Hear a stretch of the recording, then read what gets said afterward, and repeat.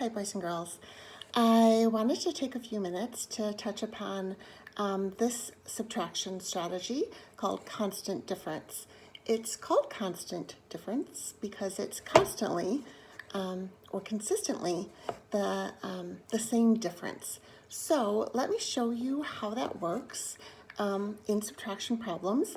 Of course, just as with addition problems, some subtraction problems lend themselves to this strategy. You'll remember the give and take strategy we used for addition. That won't quite work for subtraction. Really what we're going to do for subtraction is we're going to employ a give-give or a take-take. So let's take a look at how that plays out. Okay, so I have this problem, 780 minus 264. And what I noticed right away is that 0 minus 4, I can't do that. But everything else looks pretty easy to do. And so I'm going to use the constant difference. And really, you'll see it's more of a give-give.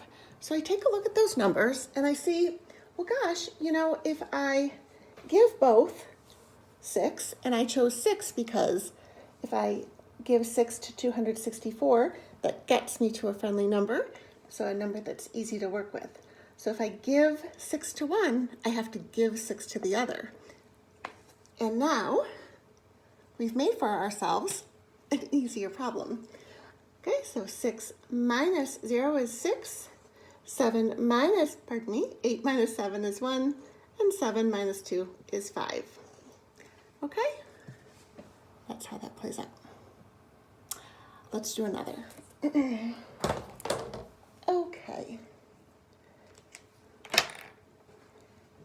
So again, we are going to use the give-give strategy, okay? And the fancy name is constant difference, but I like calling it give-give or take-take because it tells you in the name exactly what you're supposed to do. So here we have our problem, 572 minus 236. And again, like I cannot do 2 minus 6. And since everything else looks pretty friendly and doesn't require regrouping, I'm going to try to fix what's in the ones place by making it into a friendlier numbers that are easier to work with, okay? So I look and see 236. Gosh, if I give that 4, that gets me to 240. And of course, it's give-give or take-take. So if I give one 4, I have to give the other 4 as well. So now I have made it into a problem, a subtraction problem that's quite easy to do. Okay, so 6 minus 0 is 6, 7 minus 4 is 3, and 5 minus 2 is 3. That's how that looks. Okay, so we've done 2 give-give problems, and now we're going to do 2 take-take problems. So you'll see right away that just as with the previous problems, in the ones place, I have 1 minus 5. I cannot do that. But in the other 2 places, the tens place and the hundreds place, there's no regrouping required.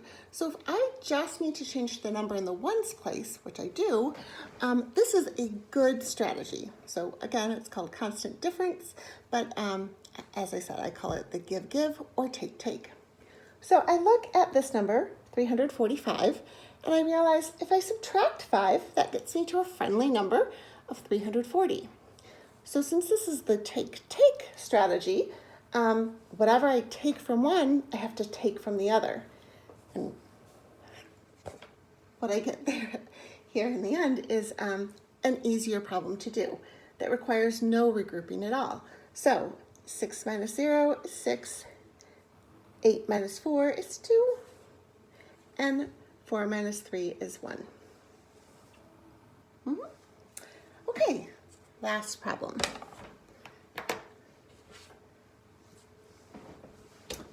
I have 851 minus 532. Again, I would draw your attention to the ones column. where we have 1 minus 2. Gosh, if I have 1 cookie, can I give you 2? Certainly not. So that would require regrouping. But the other 2 columns don't. And so, gosh, if I only need to change what's in the ones place, I can usually do this with the give or take, otherwise known as the constant difference strategy.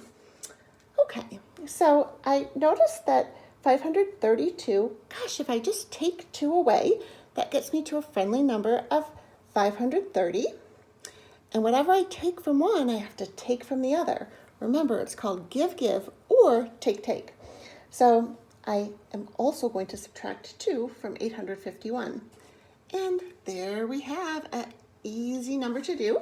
Okay, 9 minus 0 is 9. 4 minus 3 is 1. And 8 minus 5 is 3. Okay, so there's a PowerPoint that also teaches this, but I always like to try to do a little snippet live if I can. And that's all for today. I'll see you in our next video.